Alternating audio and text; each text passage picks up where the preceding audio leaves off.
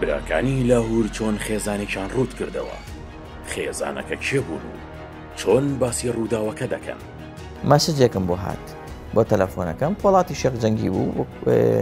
من پێشتر ینی هاوڕێم بۆ ئەوەی ناسم و وتی ئەوەندەی نووسی بوو مام بڵم لەکوێی منش تەلەفۆنم بۆ کرد وتم وەڵام من لە تاسووزەم دەگەڕێمەوە بەرەو سلێمانی وتی سەرێکم لێ بە بۆ فەرماندەی. بەڵند عەلی کوڕی شەید عەلی عەبدوڕەحمانە کە لە ساڵی 1970 لە سووردا شەهید بووە. بەڵند بازرگانێکی شاری سلیمانیە و پاژەوەی لەلایەن برایشی لاهور جەنگی دەرفێنرێت. ئەوەی هەیەتی دەستی بەسەردا دەگرێت و زیندانی دەکرێت. بەڵند عەلی چەند ساڵێک پێش ئێستا کارگەیەکی چیمەنتۆ لە شاری کەرکووکدا دەمەندرێنێت و پشکی برایشی لاهور جەنگی بەناوی ئاکۆ لەو کارگەیە کەمتر لە ملیۆنێک دۆلار دەبێت. بەڵند دەڵێت پاش تێکچوونی بارودۆخی کوردستان بەهۆی شەڕی تیرۆر لە 2 تشرینی دووەمی ساڵی 2015دا کاتژمێری 11 شەو نامەیشی لە پۆڵات جەنگی و پێدەگات و پرسیاری ئەوەی لێ دەکات کە لەکوێیە و بانگی دەکات بۆ لای خۆی. ئەویش هەر کە دەگاتە لای پۆڵات مۆبایلەکەی لێ دەستێنرێت و پۆڵات داوای پارەکانی ئاکۆی برای لێ دەکاتەوە. لا پشکی و کارگەیە و بۆ ئەمە شارە و کات پەیوەندی بە برایشی بڵندەوە دەکات و هەڕەشەی لێ دەکات کە ئەگەر کەس و لایەنێک ئاگادار بکاتەوە ئەوە خراپیان بەسەر دەهێنێت.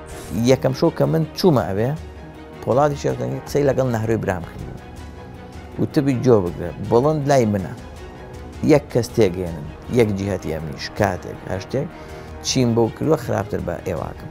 بۆ ماوەی 27 ڕۆژ بڵند بەبێ هیچ پەیوەندیەی لەگەڵ دەرەوەدا دەست بەسەر دەکرێت و ڕوبەڕووی فشار و هەڕەشەی زۆر دەبێتەوە تاوەکو ناچاری بکەن بۆ ئەوەی خۆی و خانەوادەکەی دەست بەرداری مڵک و ماڵیان بن بۆ پۆڵات جەنگی و هاو بەشەکانی.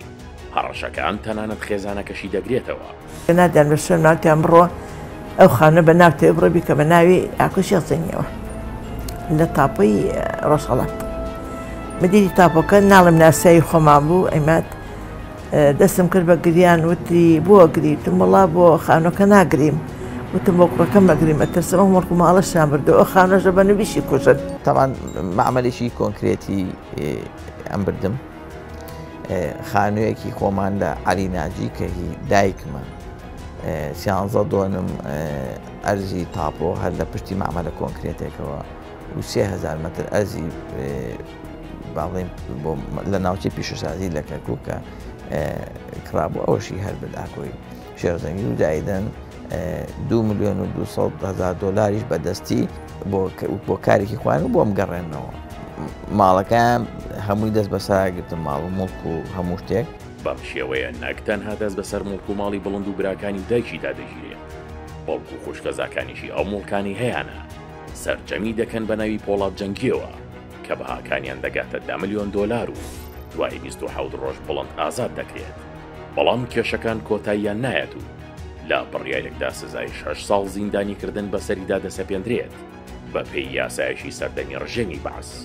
دواتر ئەنجومەنی دادوەری هەرێمی کوردستان پێداچوونەوە بە بڕیارەکەدا دەکات و سزاکەی بۆ 3 ساڵ کەم دەکاتەوە.